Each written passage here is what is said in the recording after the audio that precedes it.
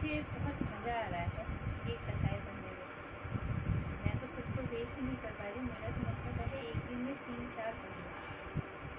लेकिन चलो पहले कुछ गोवा के बारे में भी जान लेते हैं। ये जो किताब है, इसके जो राइटर हैं ये हैं जयंती नायक। जयंती नायक जो हैं उनका जन्म हुआ था 6 अगस्त 1962 में गोवा के केपे तालुका के अमोना गांव में। ओके। और इन्होंने समाजशास्त्र से एमए किया है मैसूर विद्यापीठ से, और लोक साहित्य में इनको वहाँ से पीएचडी किया है इन्होंने। तो जयंती नायक जो इस बुक की राइटर है उन्होंने लिखा है, और इस बुक की जो समरी है ये थोड़ा सा पढ़ लेते हैं। इस पुस्तक में गोवा की प्रसिद्ध लोक कथाओं का हिंदी अनुवाद संकलित है। ओके। गोवा की जनजातियों में वाचिक परंपरा से सदियों से कही जा रही ये चुनी हुई लोक कथाएँ हैं, यानी वहाँ के जो लोकल लोग बोलते हैं वो कहानियाँ हैं। इनमें राजा, रानी, राक्षस, जिन्न, जानवर, पक्षी, मूर्ख, होशियार, साहसी, डरपोक आदि विषयों की लोक कथाएँ हैं। ओके।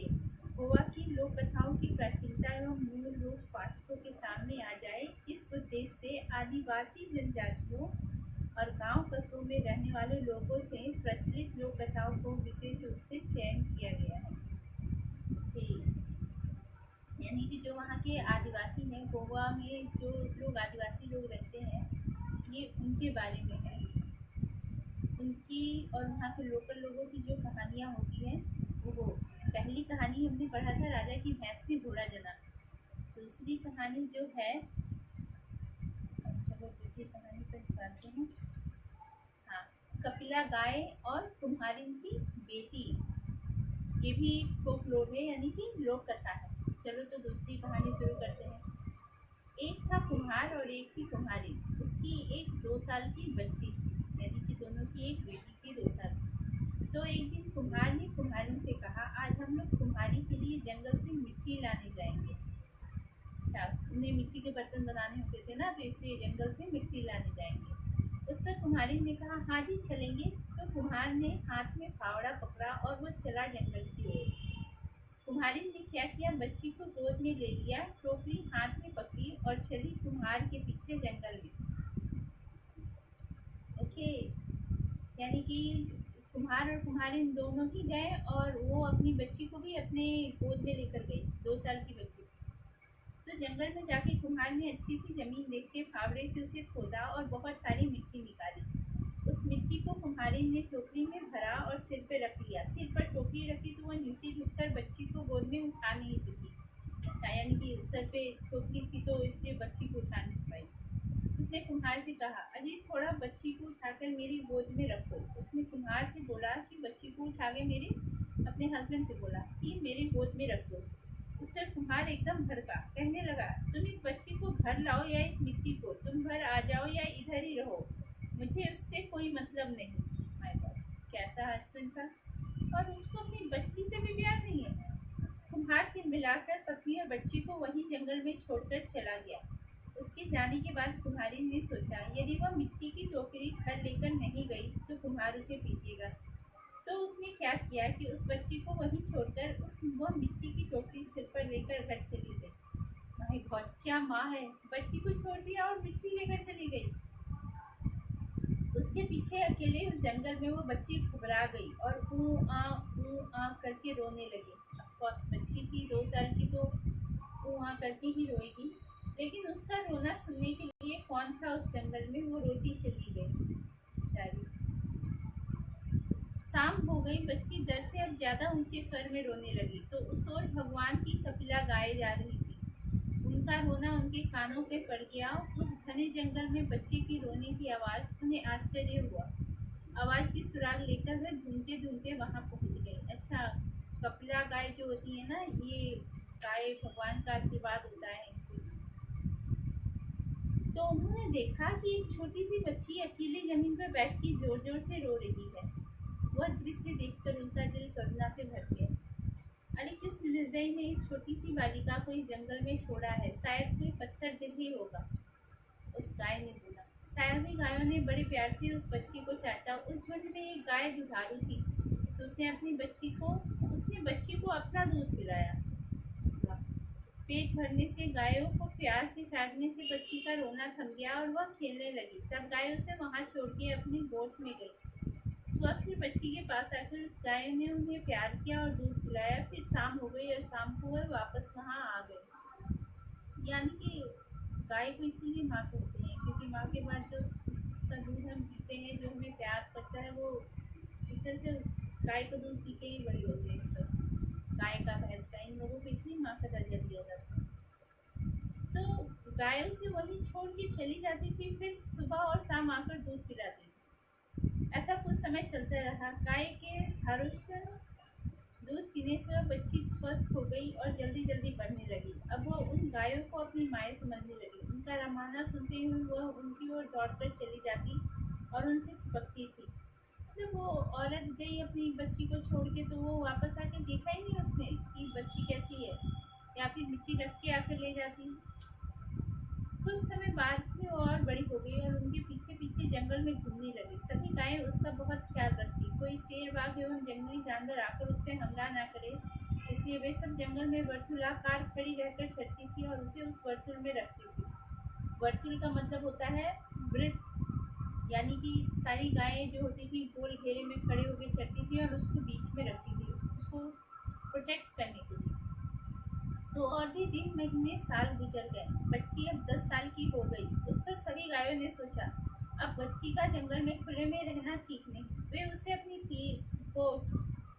गोठ यानी गौशाला, वो उसे अपनी गौशाला में लेकर आ गए। उन्होंने बच्ची से कहा, बेटी अब तुम इस गोठ के अंदर ही रहना, बाहर मत निकलना। शाम को जंगल से आते वक्त हम तुम्हारे लिए खाना लाएंगे। बच्ची ने कहा, हाँ माँ। ये लोक कथा है, तो इसमें सारे जानवर भी बात करते हैं। अब बच्ची दिन भर गोठ में ही रहती और शाम को आते वक्त गाय उसके लिए अच्छी अच्छी फल लाती, जिसे खाकर वो खुश हो जाती थी। वाह। तो एक दिन हुआ क्या कि अंदर बैठे बैठे बच्ची का दम घुटने लगा। उसने सोचा, कुछ समय के लिए क्यों ना बाहर खुली हवा में जाऊं। अच्छा, गोठ में बैठे बैठे दम घुट रहा था, तो बच्ची गोठ के बाहर खड़ी हो गई। उसी समय उस तरफ से एक राक्षस जा रहा था। उसने उस बच्ची को देखा तो उसके मुंह में पानी आ गया। सोचा, यह तो एकदम कोमल ककड़ी की तरह है, इसका गोश्त खाऊं तो दिल खुश हो जाएगा। इसका गोश्त खाऊं तो दिल खुश हो जाएगा। कितने दिनों से ऐसे लज्जतदार मांस नहीं खाया है। वो बच्ची की ओर बढ़ने लगा। बच्ची ने अपनी ओर आते राक्षस को देखा तो घबरा गई, दौड़ के गोठ के अंदर चली गई और उसने दरवाजा बंद कर दिया। तब राक्षस क्रोधित हो गया। फिर भी मृदु आवाज में उसने बच्ची से कहा, मेरी लाडो बेटी, जरा दरवाजा खोल दे। तो उस गोठ के नजदीक एक आम का पेड़ था। उस पेड़ ने कहा, अरे नहीं नहीं बेटी, दरवाजा नहीं खोलना, राक्षस तुझे खा जाएगा। पेड़ के ऐसा कहने पे राक्षस को गुस्सा आ गया। वह दौड़ते उस पेड़ के पास गया और पेड़ को जोर से एक लात लगाई। पेड़ को भी तोड़ दिया। फिर वो वापस गोठ के दरवाजे के पास आया। उसने बच्ची को फिर से प्यार से कहा, मेरी प्यारी लाडू, दरवाजा खोल दो। तो गोठ के नजदीक एक नारियल का पेड़ था। उस पेड़ ने कहा, नहीं नहीं बेटा, दरवाजा मत खोलना, ये राक्षस तुम्हें खा जाएगा। बच्ची ने दरवाजा नहीं खोला तो राक्षस आग बबूला हो गया और इस बार वो नारियल के पेड़ के पास गया और उसे लात मार के उसे भी जमीन पे गिरा दिया। अब तीसरी बार दरवाजे के पास जाकर उसने कहा, मेरी प्यारी लाडो, जरा दरवाजा खोल दो। तो उस गोठ के नजदीक एक अबाड़ी मतलब व्यंजन के लिए उपयुक्त खट्टे स्वाद का फल, ओके, अबाड़ी का पेड़ था, यानी कि एक खट्टा फल, उसका पेड़। उस पेड़ ने कहा, नहीं नहीं बेटी, दरवाजा मत खोलना, वरना ये तुम्हें खा जाएगा। अब राक्षस फिर जल भून के राख हो गया और उसने उस पेड़ को भी तोड़ने ही वाला था। तब तक उसे ख्याल आया कि अंधेरा होने वाला है, गाय गौशाला में वापस आएंगी। उसने सोचा, गाय आ गई तो मैं मुसीबत में पड़ सकता हूँ। अक्लमंदी इसमें है कि मैं इसे यहाँ से ले जाऊँ, मैं यहाँ से जाऊँ, लेकिन दूसरे दिन वापस आके लड़की को खाने का मन में मंसूबा रख के राक्षस वहाँ से चला गया। राक्षस की जाने के थोड़ी देर बाद गाय वहाँ आई। आते ही उनकी नाकों में राक्षस के शरीर की सुगंध सूंघी। गोठ के बाहर उसके पाँव के निशान भी दिखे। उन्होंने कहा, यहाँ तो कोई राक्षस आया हुआ था। उन्हें यकीन हुआ और वे डर गई कि हे भगवान, हमारी बच्ची सुरक्षित है या नहीं। सोचो, गाय इतना सोच रही है। सभी गायें दौड़ते हुए गोट के दरवाजे के पास पहुंची। उनके पहुंचने से दरवाजा अपने आप खुल गया। सब एकदम अंदर घुसी तो उनकी बच्ची अंदर दिखाई नहीं दी। वो सब व्याकुलता से हम्मा हम्मा करके उसे ढूंढने लगी। हम्मा हम्मा वो गाय जब बोलती है ना, रमाती है, उसको बोलते हैं। ढूंढने के बाद बच्ची एक कोने में सहमी हुई रोती हुई दुल्हन देखी तो गाय दौड़ के उनके पास गई, उसे चाटा और पूछा, बोलो बेटी क्या हुआ, किसने डराया तुम्हें? बच्ची ने सब बात बता दी। सुनकर वे सब क्रोधित हो गए। उस राक्षस की ये हिम्मत, हमारी बेटी को खाने आया, हम उसकी अकल ठिकाने लगाएंगे, उसे कल सबक सिखाएंगे। दूसरे दिन सुबह एक भी गाय चरने जंगल नहीं गई, सब छुपकर गौशाला में बैठी रही। इधर राक्षस ने क्या किया, सुबह उठकर मुंह धोया, दांत मंजन करके उनको शान से तेज किया। वाह, राक्षस भी मंजन करते हैं, हो सकता है करते हो। और बच्ची का गोश्त खाने का ख्याली पुलाव मन में पकाकर वो कपिला गायों के उस गोट यानी गौशाला के पास आ गया। आकर उसने पहले की तरह मृदु स्वर में कहा, लाडू बेटी जरा दरवाजा खोल दो। तो अंबारी के पेड़ ने कहा, नहीं नहीं बेटा, दरवाजा मत खोलना, राक्षस तुझे खा जाएगा। राक्षस ने दौड़ के उसी पेड़ को भी तोड़ डाला और उस राक्षस ने गोट के आसपास के सारे पेड़ तोड़ डाले गुस्से में आकर। आखिर में रोकने वाला एक भी पेड़ नहीं बचा तो दरवाजा तोड़कर वो गोट के अंदर घुसा। इधर वो अंदर घुसा तो उधर सभी गायें उसके अंदर आने की राह देख रही थी। उसके अंदर पांव रखते ही जो गाय बच्ची को दूध पिलाती थी उसने अपना सिंघाड़ा उस पे पहले मारा।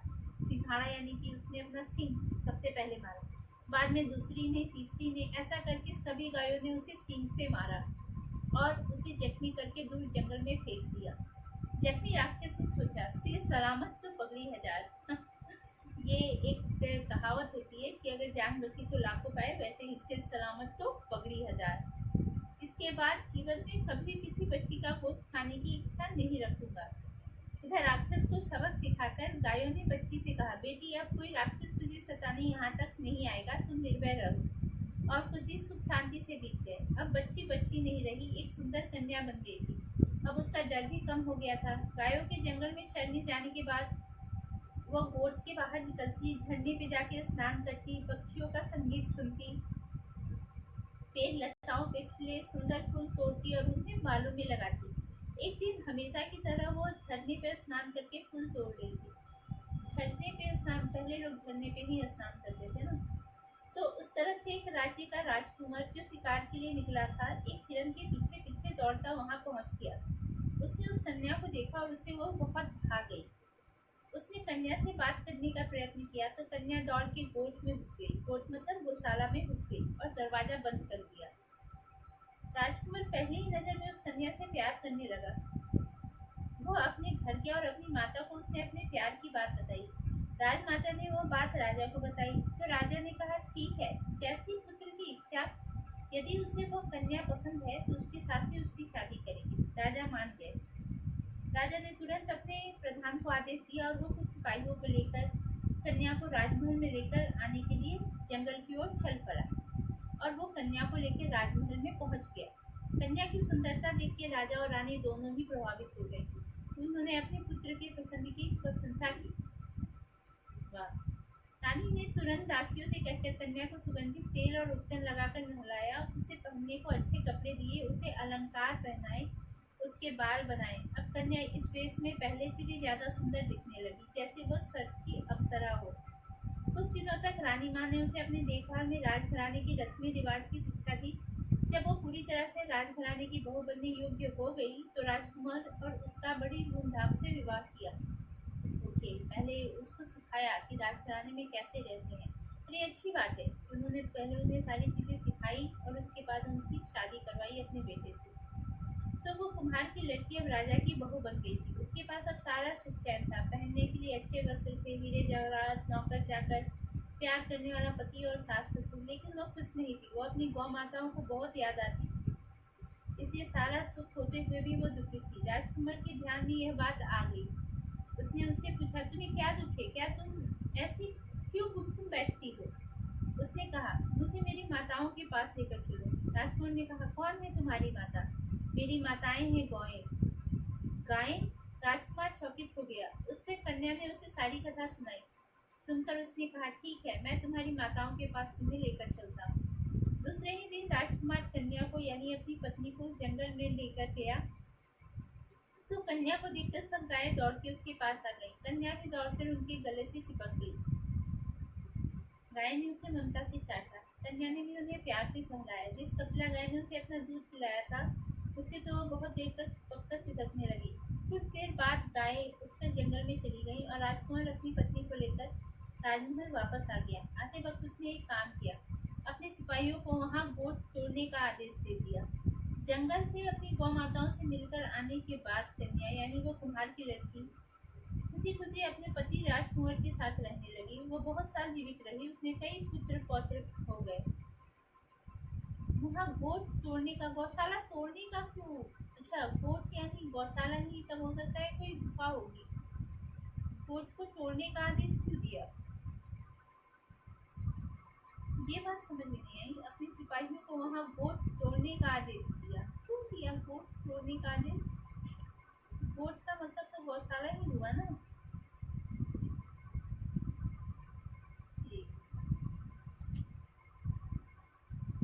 गोट का मतलब गौशाला ही था, लेकिन उसने गोट तोड़ने का राजकुमार ने आदेश क्यों दिया? तब गाय कहाँ रही?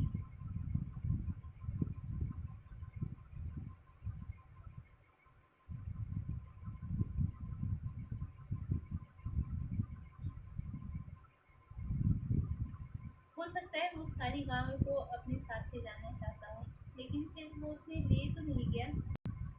खैर, ये थी दूसरी कहानी। चलो, हुआ कि दो लोक कथाएं पूरी हुई।